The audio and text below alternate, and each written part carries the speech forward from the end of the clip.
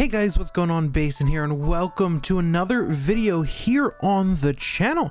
Today we're doing a little something different. Today we're going to be going over the top 10 games that people forgot about in 2021, and now these games might be some of your favorites, but I'm just talking about from a general perspective, not like, oh, this might be your favorite game of the year, or there's a bunch of people that play this. Obviously there's a bunch of people that have played most of these games, but when I look at game of the year list or game of the year nominations, these were games that kind of just got left out. So we're gonna jump right into our list with number 10. So coming in at number 10, we have Jet the Far Shore, and we saw Jet the Far Shore first at like a PS5 event, or the State of Play was the first time we kind of saw this. And Jet the Far Shore is a game that invites you on an interstellar trip to carve out a future for people haunted by oblivion in this cinematic action adventure. As Scout, May be the first to deploy a mythic ocean planet, take the helm of Jet and explore a vast unknown, skim over low waves, roar up pristine coastlines, and carve through otherworldly woods. So this game seems to be a cinematic adventure. No shocker here. That's kind of seems to be one of the big things about this game that people didn't like, is that there wasn't too much to do in this game. While I have never played it, I just find it weird that no one really ever talked about this game, and just kind of forgot it came out. It was kind of one of those releases that I went, when is this game coming out? And I looked and I was like, oh, it came out in 2021. And it seems like people just forgot about it, maybe because it wasn't good, or maybe just because it didn't get the promotion it needed. So at number 9, it is unfortunately one game that I really wanted to get more recognition than it did. It is one of my games that you might see in my game of the year list, but it is Scarlet Nexus, which is coming in at an 80 on Metacritic. Scarlet Nexus, you take on the role of Yuito Sumeragi, a recruit to the OSF aiming to become an elite psionic like the one who saved him as a child. Armed with a talent in psychokinesis, explore the futuristic city of New Himuka and uncover the mysteries of a brain punk future caught between technology and psychic abilities. So this game I really enjoyed. I struggled with it a little bit, like in terms of where I wanted to put it, and it was kind of very polarizing to me. Like it looked like it wanted to be so many different things at once, but thinking about it and just remembering my time with it, I thoroughly enjoyed my time with this game. I just wish it got more credit. I wish it did. I kind of forgot it came out in 2021 because it came out like in the beginning of the year, but I really think that this game really nailed a lot of things, and I wish it got more credit, and it just seems like people kind of forgot about it. Coming in at number 8, one of the indie gems of this year in my opinion that no one really ever talked about, and I don't know why, but it is a game called Loop Hero, and it is sitting at an 82. I remember a lot of the people I watch on Twitch and YouTube had a amazing time with this game. They played it for days and days and days on end until they beat it, and then they finally put it down. But I really feel like this game didn't get any recognition for being as good as it was. Of course, it got some like nominations and awards, but that was about it. I mean, people talked about it a little bit, but it just kind of was like, it's just kind of there, you know? But Loop Hero is about a lich that has thrown the world into a timeless loop and plunged its inhabitants into a never-ending chaos. Wield an expanding deck of mystical cards to place enemies, buildings, and terrain along each unique expedition loop for the brave hero. So this is more of a deck building game, kind of. You can see what's happening on screen. I really enjoyed this game. I had a fun time with it. It wasn't exactly what I wanted it to be, but I think it deserved more recognition, and people just kind of forgot it came out this year. That's the running theme in this video, but it just kind of was like, oh, there's like a time for like 3 days where this game was big, and it just kind of fizzled out, you know? So that's why it's ending here at number 8. Oh, and it has an 82 on Metacritic, by the way. Coming in at number 7, we have Monster Hunter Rise, which is the highest rated game on this list at an 88.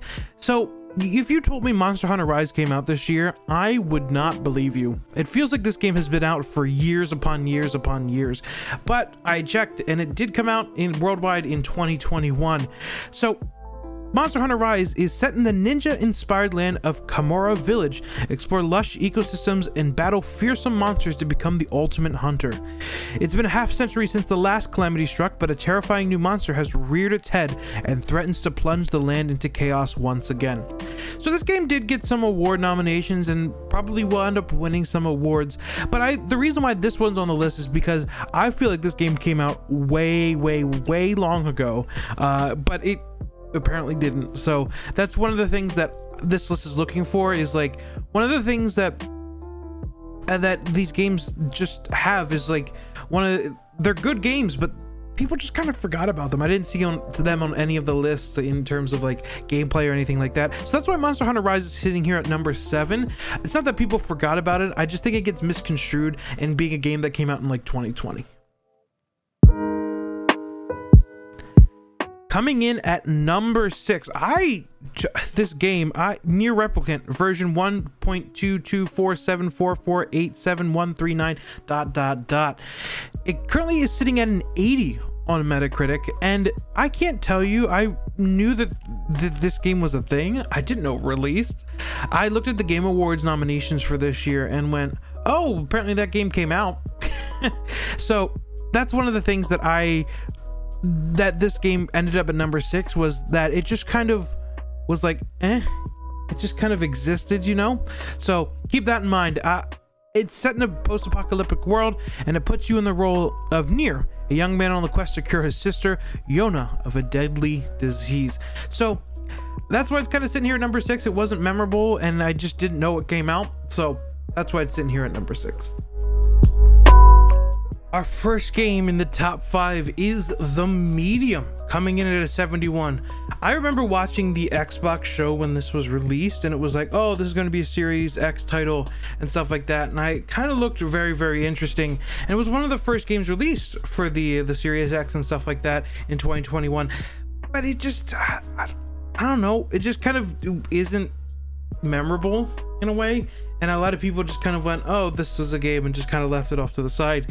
And I have to say the same thing. I don't remember this game coming out necessarily. I remember that it released in the beginning of 2021, but I didn't know when. I didn't hear anything about it. So The Medium is about a medium living in 2 different worlds, the real one and the spirited one. Haunted by the visions of a child's murder, the character travels to an abandoned hotel resort, which many years ago became the stage of an unthinkable tragedy. There, you begin to search for some difficult answers. So, once again, this game seems interesting. It just never made it on anyone's list, and it just kind of like exists, I guess. So, this was a game that I feel like got hyped, and it just didn't meet it, and everyone just kind of forgot about it.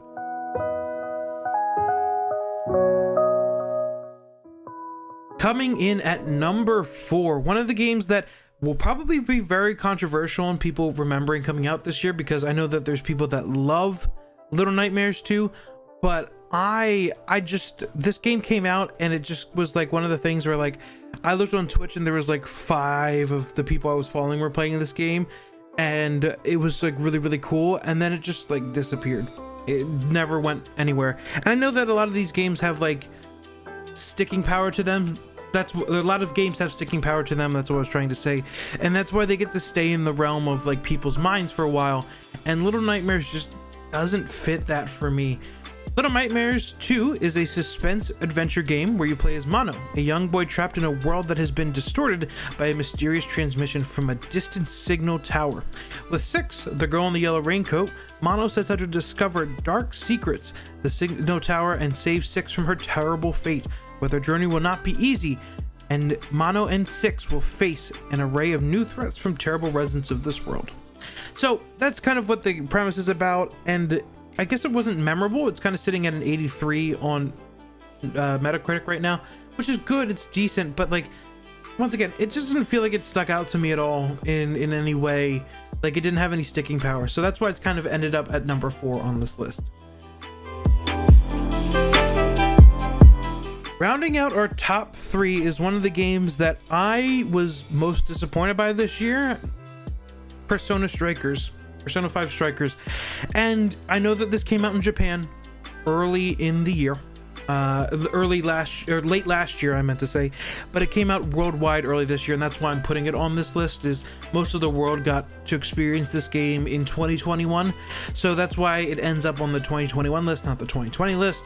So following the events of Persona 5, the Phantom Thieves of Heart gather once more during their summer break to solve the mystery behind new Change of Heart cases that are currently occurring all over Japan. So this game, once again, it's not my absolute favorite game. It was actually disappointing. It got a lot grindy at some points, and it was very frustrating to say the least. But overall, it was an okay game. It has an 83 right now, as I said before, and it's just like eh. And it's just like, it was one of those things like Persona 5 has sticking power. People mention Persona 5 and you're like, oh yes, I remember when that game came out and people just kept talking about it. Persona 5 Royal, people keep talking about it. And Persona 5 Strikers was like, eh. It just didn't really like hit the mark for anybody. So that's why it's on this list of people forgetting about this game. Number 2, taking the silver spot, is Outriders, currently sitting at a 73 on Metacritic. Outriders, I know that this game came out this year. I think a lot of people remember this game came out this year, but it feels like it was an eternity ago. This game has had no support. This game has had nothing to really bolster it back up into people's minds. It was the thing for like 2 weeks. I can't tell you if it came out in May or March or something. I can't tell you, but it just kind of fell off, you know? It just, I don't see this anywhere on anyone's Game of the Year list. I don't see it anywhere on any nominations. It's like this game just dropped off the face of the earth. But Outriders is a 1 to 3 player co-op RPG shooter set in an original, dark, and desperate sci-fi universe. As mankind bleeds out in the trenches of Enoch, you create your own Outrider and embark on a journey across a hostile planet. With rich storytelling spanning a diverse world, you'll leave behind the slums and shantytowns of the first city and traverse forests, mountains, and deserts in the pursuit of a mysterious signal. So once again, this game had a good premise. It was a co-op game. They didn't want to make this like a free-to-play thing, but it really would have benefited from that. And it just kind of, I don't know, fell off, and we haven't really heard anything about it since.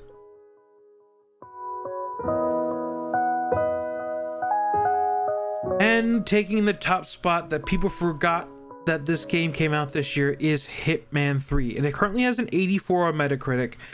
And this isn't to say that Hitman 3 is a forgettable game, because it's not. I really love Hitman 3. Hitman 3 is a great game. I just think that people forgot that it came out this year, and it's one of the things that we always talk about it every year, but recency bias is such a thing that this game came out in January, and I could have told you it came out in 2019 and people would have believed me. Like it feels like that game came out that long ago. And that's why I think this takes the top spot, is because it's a game that people have talked about and have mentioned this year, but I haven't seen it in any of like, oh, 2021's Game of the Year things or 2021's things. It's always just mentioned in passing. And I think it's important that this takes this top spot, because it's not a game that we forget about, or it's not a game that, yeah, it's not a game we forget about, but it's a game that we forgot came out in 2021 this year. So, Hitman 3 is the dramatic conclusion of the World of Assassination trilogy and takes players around the world on a globe-trotting adventure to sprawling sandbox locations. Agent 47 returns as a ruthless professional for the most important contracts of his entire career. So, that ends up our list here with the top 10. What games did you think people forgot about that should have gotten more recognition, or people just forgot about and never mentioned again? Leave them in the comments below. I'd love to hear from all of you.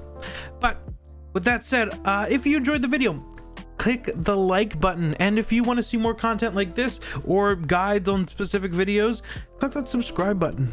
We're gonna get a lot here at the end of the year, because I'm going to go through a lot of Game of the Year things. So I hope you all enjoyed the video and have a great day. See ya.